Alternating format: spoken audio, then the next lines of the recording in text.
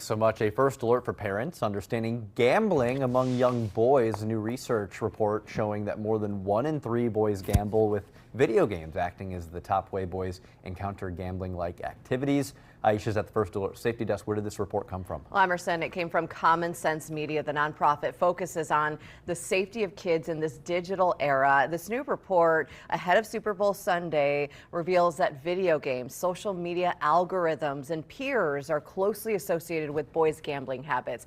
Basically, it found that for boys today, gambling largely doesn't happen at a casino or a card table. It lives in sports betting and inside their favorite video games, in loot boxes, skin cases, and other reward systems that blur that line between playing and paying.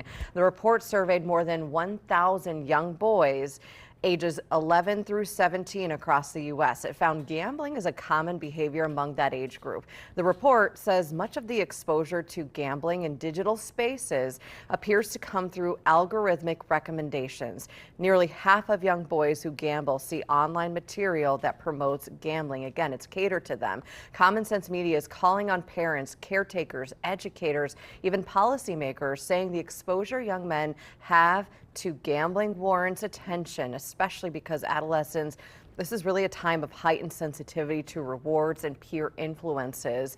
Common Sense Media says without safeguards and support, many boys may be forming risky relationships with gambling before they fully understand the consequences. So for parents this morning, experts recommend you have honest, ongoing conversations with your sons or even your daughters about gambling early, and revisit this conversation as they grow. To further protect your teen from forming gambling habits, experts also recommend you monitor their social media feeds and set clear rules about online spending. We already have the link to this full report. It's actually 61 pages if you want to take a look. It's under the Safety Desk tab at WBAY.com. Steve.